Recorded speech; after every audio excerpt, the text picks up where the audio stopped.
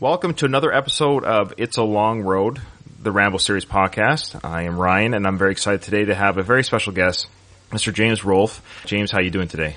Hey, good. Thank you. So I don't want to put you on the spot, but I interviewed you like 5 years ago. I had to double check when it was. I can't believe it was 5 years ago. And I know you have 1,000 interviews. You meet a lot of people. Do you recall being a guest on Going the Distance, the Rocky series podcast about 5 years ago? Was that 5 years ago? Yes, it was. It seems like it was more recent. I double checked the date and I thought it was more recent too, but I went to my YouTube channel. I was like, posted January 2017. Yeah. So a lot has happened both in your life and of course my life. And I want to say, I got to get this out of the way. So when I invited you on that show, the reason why I did, of course, is it's a Rocky podcast. And I was Googling on YouTube, like, other people doing Rocky reviews and film reviews, and I came across Cinemassacre, and I came across your review of the Rocky franchise. I think at that point it would have been up to not Creed 2, because I don't think Creed 2 was out at that point. And I watched it, of course, about 20 minutes long, and I'm like, oh boy, this guy, he nailed it. He nailed the show. It's something I do episode after episode. This guy articulates in 20 minutes. Anyways, I was really impressed by it, and I know you don't take this badly, but I didn't know who you were. I didn't know you from any other YouTuber or personality on YouTube or what have you. But I really like how you discussed Rocky, so I'm going to invite him on.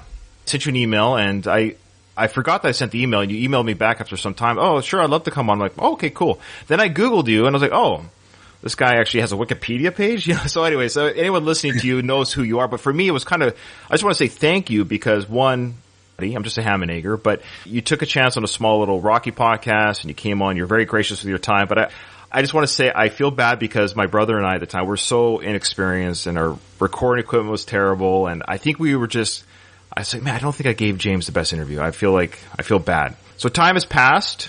I've interviewed other people, but I will say having you on helped me get other people on my show, if that makes sense. And I was able to interview like Robert Tepper, who sang No Easy Way Out. I interviewed Vince DiCola, who did the Rocky IV soundtrack.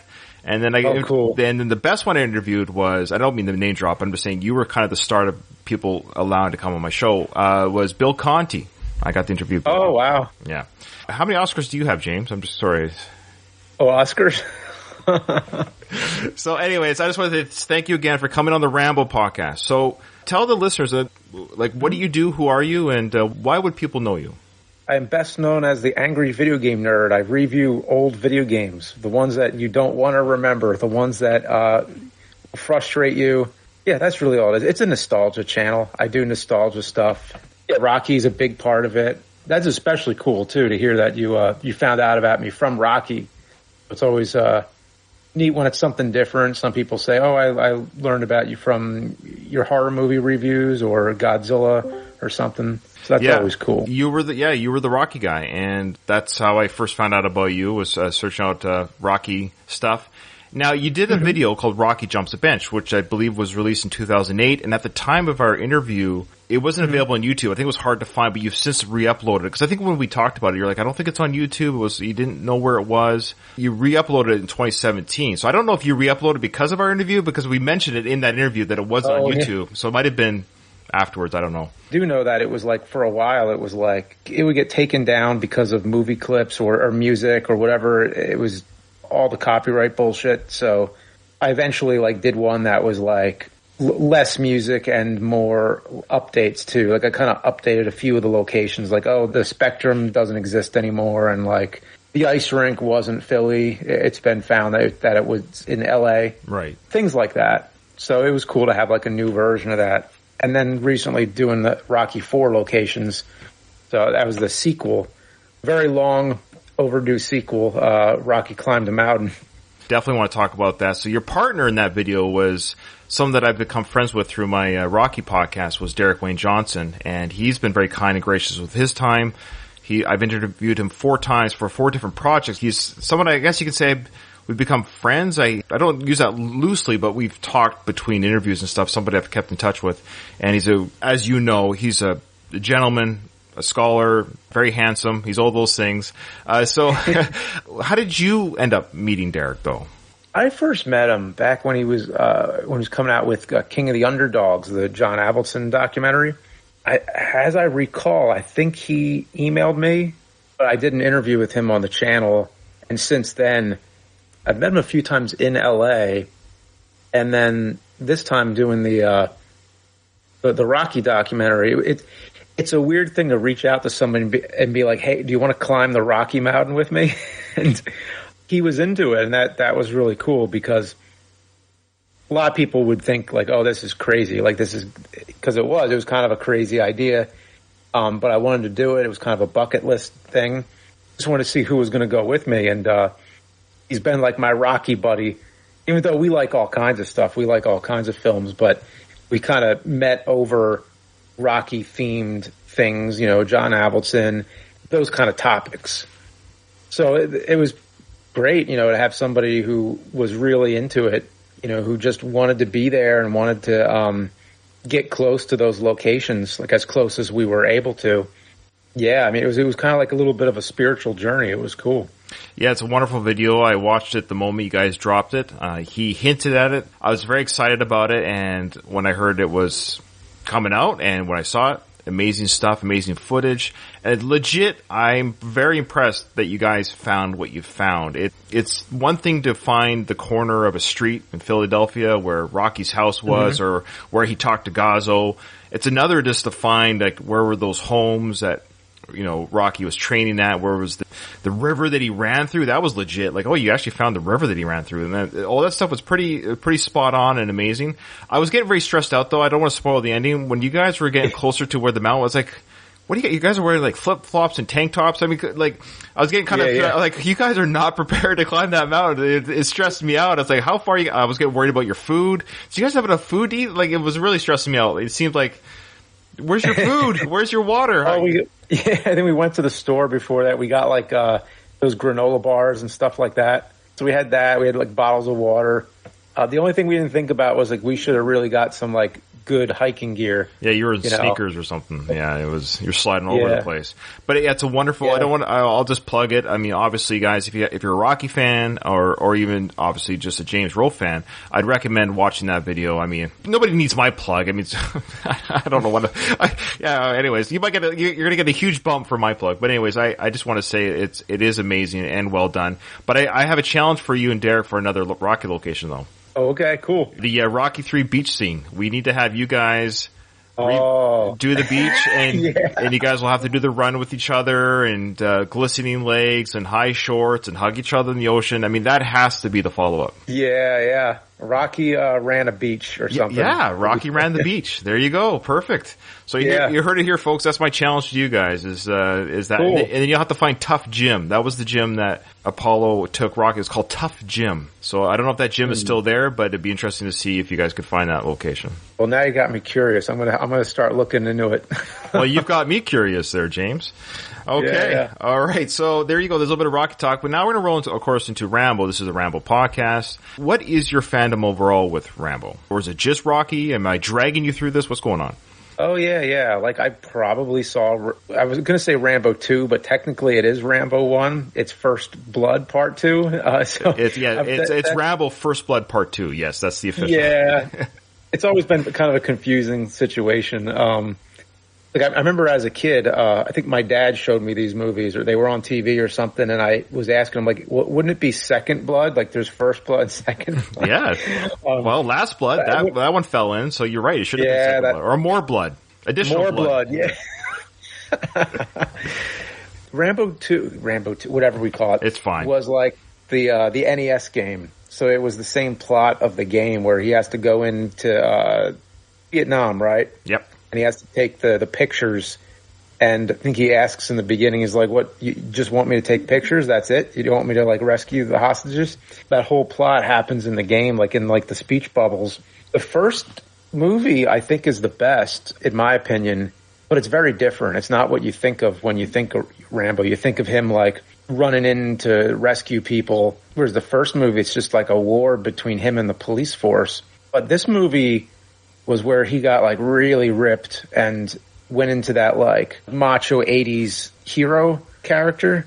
Yeah, I mean, the second movie is just, it's classic. It's very different than anything he's done like with Rocky or anything. It's just such a different character. Sly probably is one of those actors you kind of think of in a typecast kind of way as like just doing like one thing, doing like an action hero, but it's so different, Rocky and Rambo.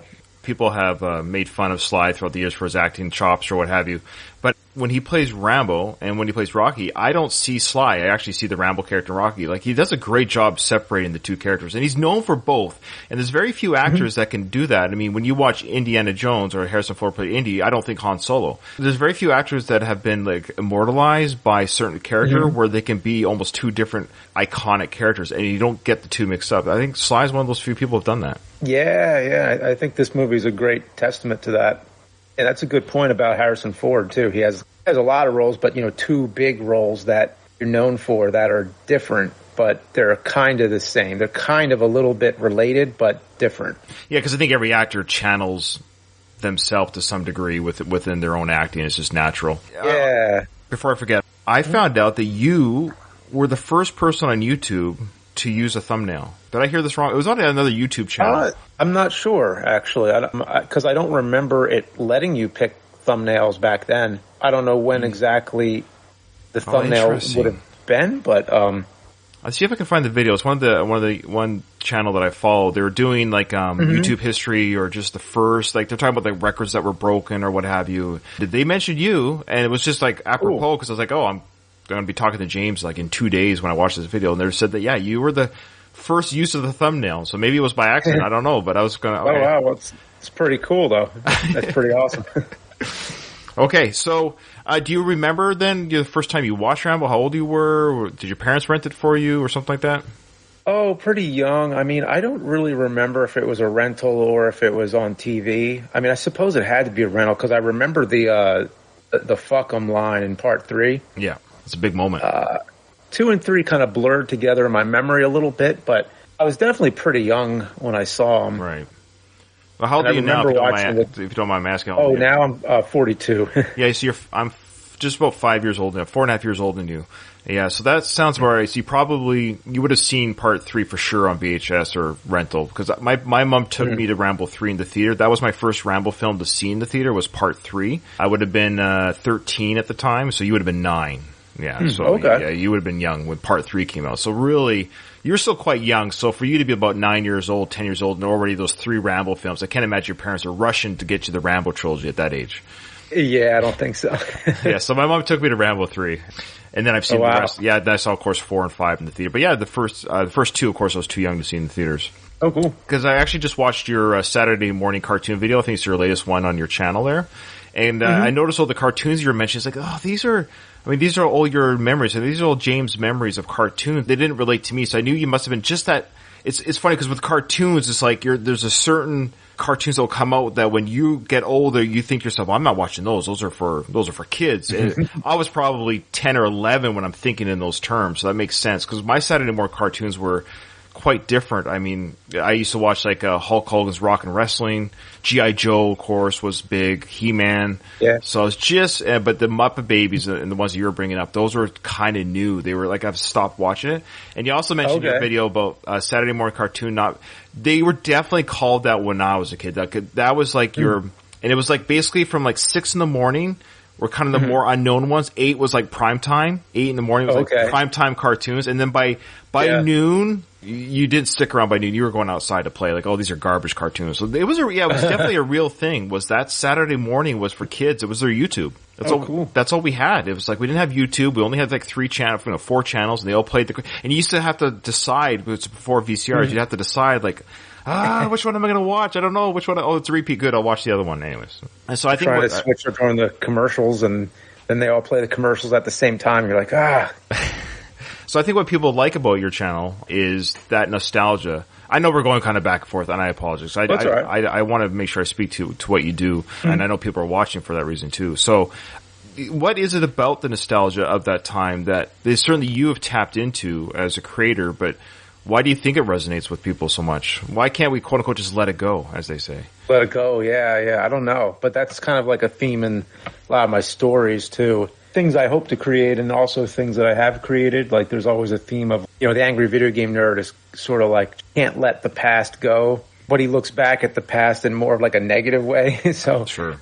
Yeah, I don't know. It's like you look back to the past to find some kind of meaning in your current life, and try to recall something that was important to you or something that's a part of you. I think it has to do with that. It's a lost, I would say art, but kids today, and I have kids, I know you have kids, I think you've had a second daughter since our last recording. Mm-hmm. When they become our age, 30 and 40 years old, let's say, what are they going to, like, they don't, everything's at their fingertips now. Like my kid, like my son, who is a big Simpsons fan, he's 10 years old. He's binged The Simpsons like twice, the whole 30 seasons on Disney Plus. He just loves, but there's no waiting. You know what I mean? There's no like, I watch this on Saturday mornings. There is something nostalgic about the Saturday morning or after school specials. And what are quote unquote YouTube creators going to be doing 30 years from now? What's their nostalgia going to be? Is there going to be nostalgia? Yeah, I don't know. Cause like already I'm trying to find like nostalgia more recent, like just like, hey, we're always talking about the 80s, let's start talking about the 90s, and now, well, let's start talking about the 2000s. Just trying to figure out, like, is there any point where it just stops becoming as important, or it doesn't have the same charm? There is something unique about the 80s and 90s, I think, and I heard some not theories, but people have speculated. Something happened in the 2000s where identity, remember the decades that used to have identities? You think about 70s, 80s, and 90s. There's a unique identity. 60s and 50s. There's a unique identity. You could say, oh, that outfit's from the 50s. That outfit's from the 70s. Look, he's wearing bell bottoms. You know, you could always identify identity with style, fashion, and music with every decade. But I feel like after the 2000s, what were the 2010s? What was their identity? 2010s are tough. 2000s, there's still a little bit of a carryover from the 90s, I guess. Little bit. There's like AOL and like still going on, and I just remember Napster. So is that the new nostalgia? Is computer related stuff? Maybe MySpace. Yeah, it might be the new nostalgia. Might be computers. All right, interesting. All right, maybe. Yeah. So are you ready to do a little bit of a Rambo discussion here? Sure. Yeah. I think some people. I just want to make sure we'll get everyone. If I'm missing any chat here, okay. I said here. This was from Backdoor Wolf. This says you're only young once.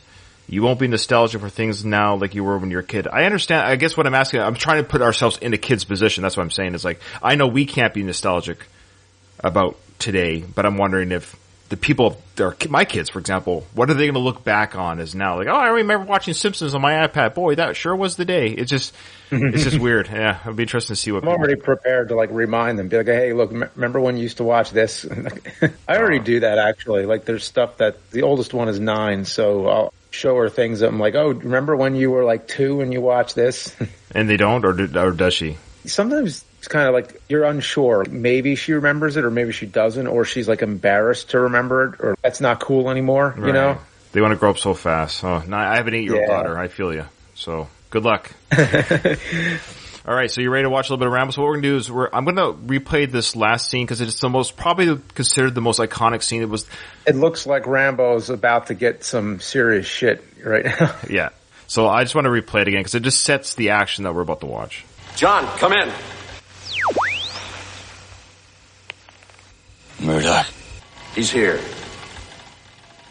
Rambo, this is Murdoch. We're glad you're alive. Where are you? Give us your position and we'll come to pick you up. Murdoch. Yeah, you like that? I'm coming to get you. First of all, I'm just so glad you played that because I knew you were doing this in like pieces, like how you're going through the whole movie. I'm like, oh man, like I hope I get the scene where he says, Murdoch, I'm coming to get you. It's like the Adrian Wynn scene in Rocky 2, you know what I mean? It's that. Yeah, like the only thing close, which I think is 3, is when he says, I'm your worst nightmare. Yeah, yeah.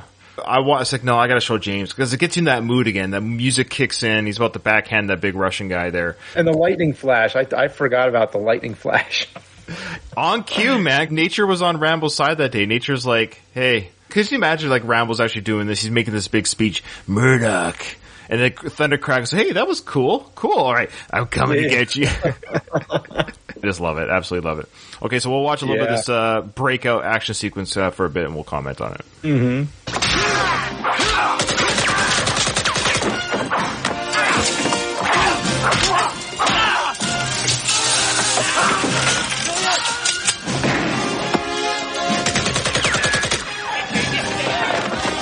All right, what I like right away is that Ko, his female partner, she's been kind of not really helping out Rambo, but now she's doing it, man. She's taking out a few of the Viet Cong there to get Rambo out of there. And I love the payback. If you remember before the scene, like Rambo was getting tortured quite extensively by that big Russian guy, and that was his payback. Using like it was like that thing. Why can't I'm blanking on it? It's a mattress. It's like a spring mattress. Yeah, it's like the bottom part of what you put on the bed.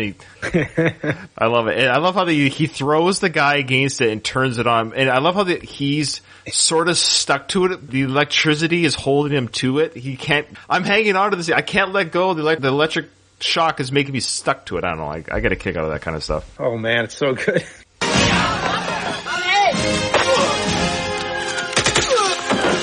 See, now Cole's taking out like 4 guys.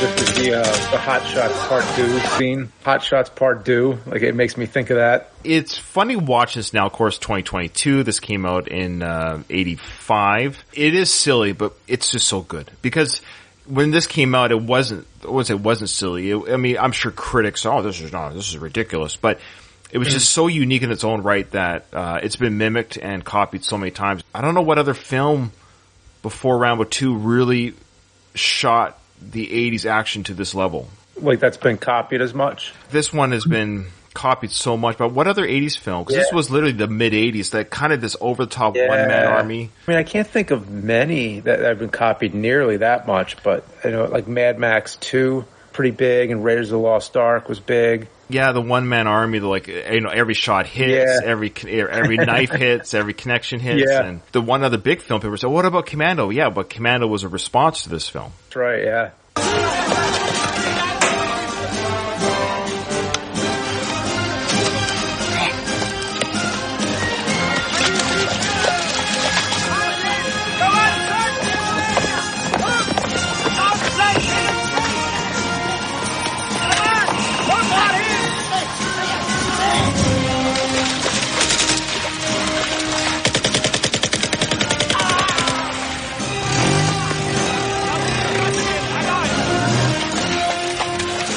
So I just love how many soldiers, I mentioned this in a previous episode when they first went to the camp, but just how many soldiers are at this location. You have 10 prisoners of war, but they have 100 Vietnamese soldiers or Viet Cong soldiers here. It's like, where do they sleep? What do they eat? Who's cooking all their food? I mean, this is quite an outfit. And they have a helicopter. It's just over the top protection for these 10 POWs that they move around every 2 weeks. I like the barbed wire, just moving it with his bare hands. Yeah, Rambo doesn't have time to put on gloves or any kind of protection. He's just got to move that barbed wire. Oh, I forgot to mention, of course, for our listeners, there's Russian soldiers have also joined the Viet Cong army. So Rambo is literally against 2 different military factions here. These guys are just, again, protecting or hiding POWs. That's all this assignment is. Like, your assignment is, they've got 10 soldiers for every one disease-ridden, sick POW that can't move. For our listeners, there's the big escape. Rambo and Co. are running out of the camp. Helicopters on them, so they're dodging the helicopter light. Rambo seems to have trouble with helicopters, both in part 1 and part 2, and in part 3. Helicopters seem to be a reoccurring theme, Rambo versus the helicopter. I mean, it's definitely a jungle movie. It's not like, it doesn't have a lot of different scenery to it. It's kind of in one place, but the amount of enemies it shows is insane. And the body count, fighting against the helicopter. I mean, I'm sure a lot of video games looked at this because it seemed like there was often a helicopter as a level boss or something, and you had to like take out the weak spot. So that was a long sequence. I mean, not in a bad way, but for quite a fun sequence. Of course, people can see this on their own movies, copies of the movie. But Rambo and Co. escaping, you got Rambo sliding down the ravines, and they're going through the water, and they got the helicopter chase, and it's an exciting sequence. It's almost very sweet of Indiana Jones. It has its own type of Indiana Jones flair, because a lot of it's just very little Rambo shooting back. They're just escaping. They got to escape. They realize they're a little bit outnumbered here. They can't take on the whole army, so they're trying to hide and escape. And now it's like the next day, I guess is what we're led to believe here. The sun is rising. Colonel Troutman's going to go talk to Murdoch here. You got Murdoch. He's literally a little bit nervous under the collar there. He is sweating now. He's really sweating now. First he was sweating because of the heat, but now he's sweating because he's got the threat from Rambo. I'm coming to get you. Yeah, it pays off so good at the end, too. It really does. What do you think is better, the Rambo 2 ending with him facing Murdoch, or Rambo facing down Teasel, Sheriff Teasel in the sheriff station? Which one do you think is a better payoff? Oh man, the first movie. That's tough though. I think if I were to take the scene out of context, I think this one with Murdoch as a whole, I think the first movie does it best. Sure, that's fair. Yeah. But it is a nice little sequence, of course, when he goes in, he's going to stab him, or what we think will be a stab, but it's not. But yeah, it's a great sequence. So Murdoch here, though, he's sweating. We're safe for now. Now, I love how Julia Nixon, who plays Cole, she just looks great here, because she's dressed up, because she was dressed up as the town harlot, to come visit the boys. That's how she got inside the camp. She pretended it was her turn to be the whore of the village type thing. So that's how she got into the town, or into the village of the Viet Cong soldiers. But so she's still dolled up is what I'm getting at. She looks fantastic, the actress herself and the character. We mentioned before in another episode, I think it might have been with Derek actually. He was on episode 3. We mentioned that this is actually Julia Nixon's first movie, and it never really... She's done like steady work throughout her career, but we speculated, or at least I speculated on that episode, that it never catapulted her to where I think she deserved. I think if she was found today, she might have more work than she did in the 80s, which is too bad. For a first movie, this isn't bad. I mean, like Sandra Bullock's first movie, really big movie, was Demolition Man. That helped her career. And then Speed, of course. But then this one here, I don't know, I just feel bad for Julia Nixon. Never really, because she's very athletic. I mean... She probably had a lot to offer, and there's just more female roles now for like action sequences, and it's almost like the wrong decade for her. So I feel bad. They're resting. It's the next day. They think they're safe from the chase, and they're gonna have a bit of a conversation here. You look like hell, Rambo. Tough night. Maybe you need this. You hurt bad. It's alright. Listen, what you did back there, I won't forget it. Thanks. What do you do now? Try getting across to Thailand? Yeah. Then go America? Yeah. You take me with you?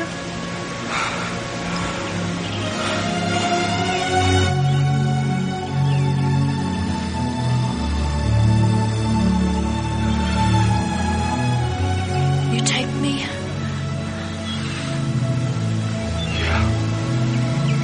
It's funny, no matter how many times I watch this film, I always forget the kiss. I don't know why. I don't know if it's a Mandela effect or something. Maybe people could let us know in comments. Was that kiss always in the film? Because I know they filmed the kiss, but I try to remember if there was a cut without it. I can't recall. But it's just weird seeing Rambo kiss. I don't know why I find it weird. I don't really remember it either. I do remember what happened. We're getting there. What a bummer.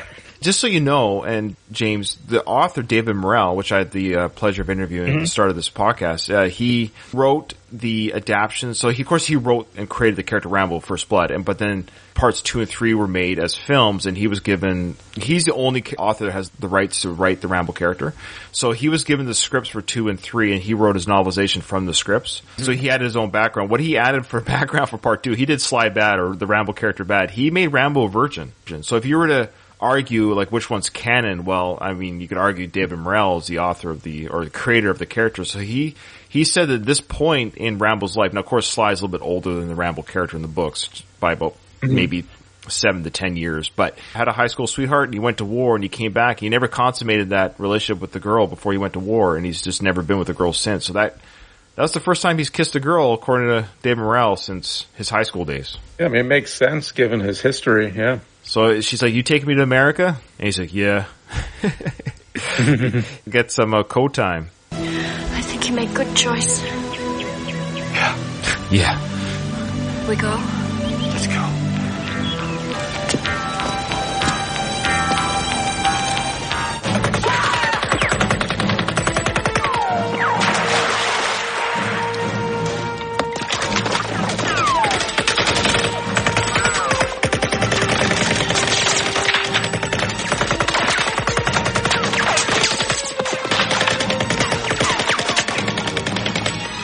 Guy that kills. Okay, so we should say first.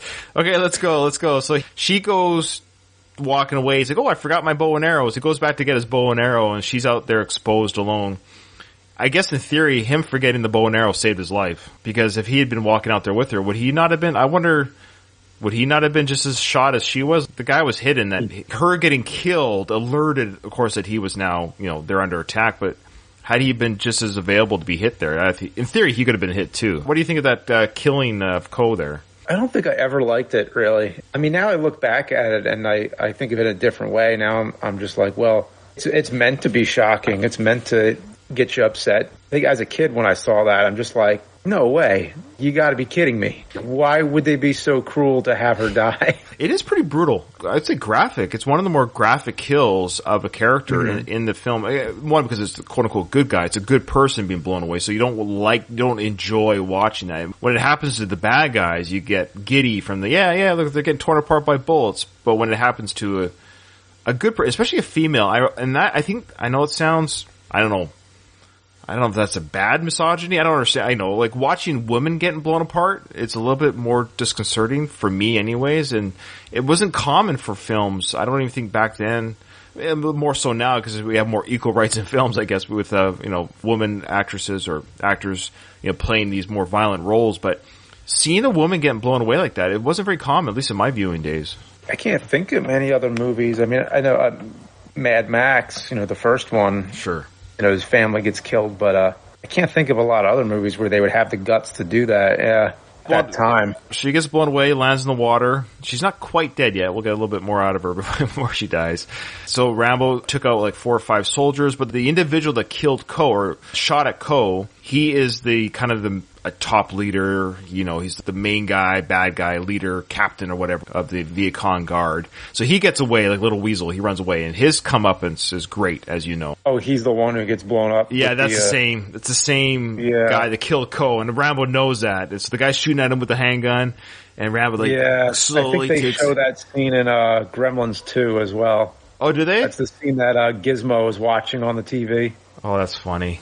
That is funny. And then at the end of the movie, he imitates that with the rubber band and the matchstick or whatever when he when he burns the lead gremlin. You could do a whole podcast on how many times has this film been imitated, not mocked, but lampooned, imitated, drawn from, referenced. It's insane. It's insane. You're right.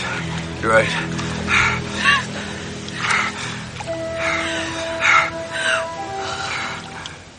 Rambo? Yeah. You not forget me. No.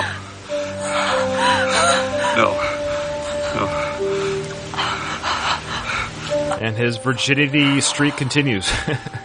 Yeah, I was going to say.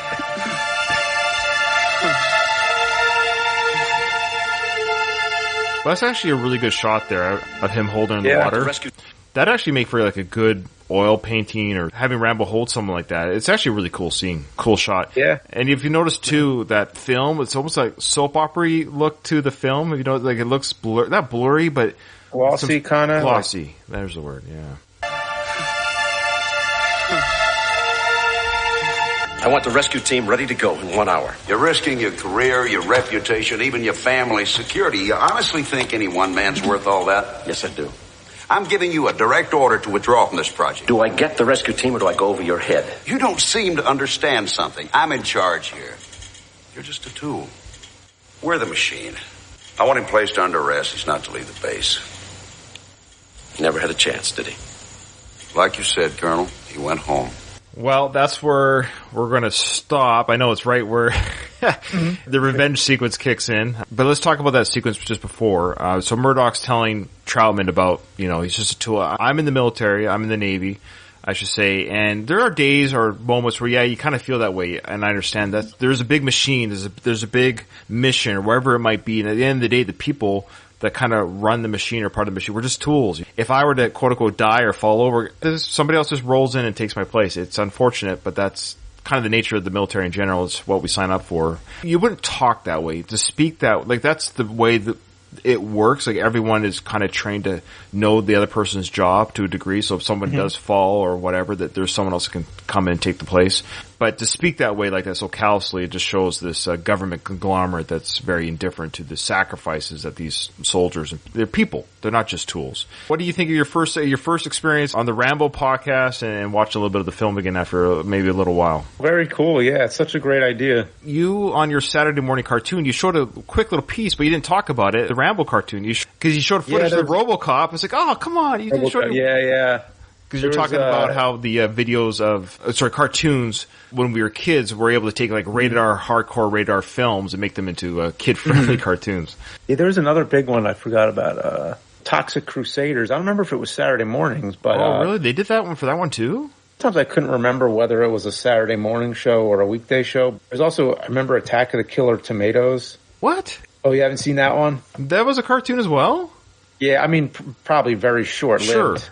Sure. But there was like a team of heroes in it with swords that are dicing up the tomatoes, and that's funny. It was kind of gory because even though they were tomatoes, I kind of thought of it as like blood when they're getting cut up and everything. That is hilarious. That is wild. The Rambo cartoon was horrible. I remember because that came out when I guess I was a little bit older. I'd already been a fan of, the first two Rambo films. Even at the age of 10, I'd watched the first two. And I was getting a little bit old for cartoons at 10 or 11 back in the day. I remember the Rambo cartoon came out. I probably gave it a whirl, but the moment I realized it wasn't Stallone doing the voice acting, I think that was a big turnoff for me. Like, oh, that's not Stallone's voice. There's one scene where he rides a rocket in the sky, holds onto it, and I'm like, I can't do this. Cartoons don't work as well. Did you ever know the cartoon Robotech? Robotech? No, I don't think so. Okay, well, this is me going to nerd out on you a little bit. So this is my, you don't have to do this, but this is my challenge to you, because I think you should add this to your repertoire of reviews or something. It was it was like, you probably recognize the ships that these guys, so what it was a Japanese production. They would go into these like transformer robots that would turn into jets, and then they would also they could walk around. So the humans would control them in the cockpit, but they would transform from walking robots to jets, and they were like fighting this alien invasion and what have you. Huh. It's one of the best cartoons ever, but this was like 6 in the morning on Canadian television. They would show this Robotech, and it was one of the few cartoons that was like serialized drama. One episode would go into the next episode. And so it wasn't a matter of you could just be like, oh, I'm going to watch a He-Man episode. Like every episode ties in on it. Yeah, it was actually a serialized drama. Oh, wow. And it was about as adult as you could get to being a cartoon. Yeah. Wow. Yeah. I'm looking at images real quick. Yeah, that's so funny how there were so many of these shows that resembled Transformers, GoBots, Voltron, and all that kind of stuff. Yeah, it's one of the originals. It's an amazing cartoon. Wow. Amazing. It's been an absolute pleasure, James, having you on. I want to say thank you for guesting on the show, for cracking wise for a little bit, hanging out with me. I know your time is busy, but why don't you tell us what people can expect from Cinemassacre? That's your major channel. That's your mainstay, because I know you got a lot of projects. So do you want to describe again what that channel's about? And oh, well, I mean, it's just a nostalgia channel of video game reviews and movie reviews, and then any time when I do anything original as well. It's generally reviews of media.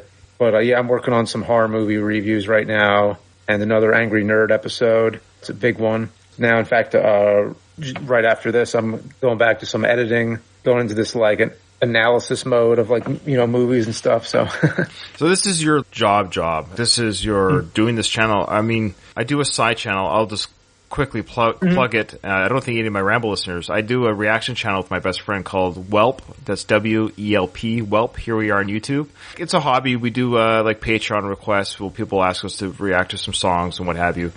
Anyways, I just like editing our own videos and things like that. I know how much work, on a small scale, how much work it goes into producing. I look at your channel, and I mean, how much of it are you doing on your own? Because I'll edit a stupid 10-minute reaction video, and it's just like, oh, this is so much time. I mean, do you have people to edit for you? Oh, thank you. Yeah, I do. Generally, I edit what I can, but then I send a lot of it to other people to edit. So the movie reviews, most of them are being edited by someone else, but I still look at the final product.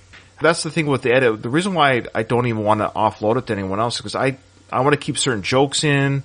It's that creative control, because when you send things it's creative control, yeah. It's like they edit it exactly how you want. Like, so how do you tell them how to edit it before they get it? They have the script. They have everything. They have all my notes. Because generally what I edit, it's already laid out because it's already written in a script. So like, here's how it goes. Will even be like notes in the script, like show this image, get it from this time code of the movie, use that. With all that work there, you might as well just edit it. Well, that's what I thought before. Okay. But there's so much bullshit work when you edit. It's like you're leveling out the sound and like trying to equalize the volume and do like a fade in here. And so much of it's technical, like color correction and like everything that goes into it. It is kind of easier to offload that because then once you offload it, you can start writing the next episode. So you're writing it while they're editing, and that keeps a flow going. No, that makes sense. Yeah, like I said, mine's just little reaction channels. It's just basically the video of me and my friend. I do the overlay and put her... Yeah. And I do it for this video, too. You'll see that what I'm looking at right now on Discord is not going to be what it looks like on YouTube. Are you allowed to say what your next Cinema Massacre video is going to be? Because this, just so you know, this will be about a month. This is going to be a month out when this comes out. I'm aiming for like 8 videos in October. The first one's probably going to be the Munsters review, which is shot and done. Somebody's editing that, but I'm doing the writing, shooting, and editing on the one that I just did today. Today I'm doing one because it's like really specific. I pick which ones I edit myself and which ones I give to someone else. Like, okay, you could do this. This one is really specific. This one might just be easier. I edit, but the next one I think is the Munsters. Okay, there's a remake that Rob Zombie's doing with the Munsters. I think coming out. Oh, that's it. It's the remake. Yeah. It's that remake. It's already out. Oh, it came out very quietly. Oh, geez, I feel terrible. I think it's only on U.S. Netflix, as far as I know. Oh, I haven't seen it. Like, I haven't seen it advertised or anything. It came out very quietly. I mean, half of the video, though, I spend talking about the original and Rob Zombie. Just like a little tribute to Rob Zombie, a tribute to the original show. And then the second half of the video is like what I think of the new one. It's like anything new, you're digesting it a lot of it, because a lot of it, I'm like, whoa, like this is weird. It's a weird movie. I've seen the trailer. I admit I did watch the trailer out of curiosity because Rob Zombie is a character in of himself, and the movies that he does are quite, violent and gory. And then I thought, okay, I know he's doing a family-friendly version of this, is my understanding. Does it stay family-friendly? It's the only Rob Zombie movie you could show your kids. That's insane. I don't know what they'll think of it, but you could show it to them. The visuals are great, but let me tell you, visually it just looks like the pure embodiment of Halloween. Like it looks like a retro Halloween commercial. The lighting is all just hyper colors. Everything is just vibrant and. All right. Well, by the time this episode comes out, it actually might be Halloweenish time. So that's funny. We did get one comment here on our Discord about Tough Jim. This was from Pooches. They said, I did some research about Tough Jim that you challenged James to make a video at, and they came up with nothing. But there is a website that has Google Map links to other locations of that film, Rocky III.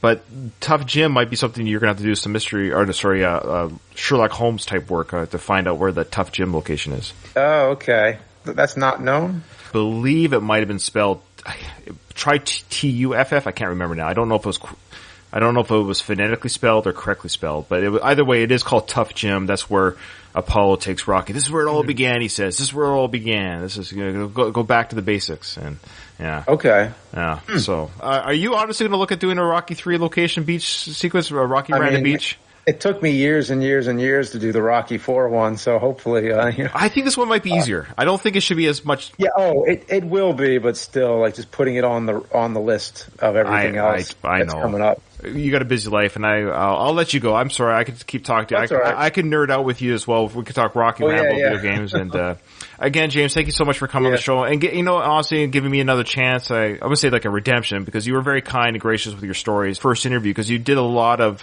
We asked you a lot of how you got started and all that storyline stuff. So I didn't want to repeat all that same mantra, and you're probably tired of talking about that every time. Oh, that's all right. Yeah. But thanks for coming on this show, and good luck to you in your future endeavors. Oh, cool. Thanks. You too.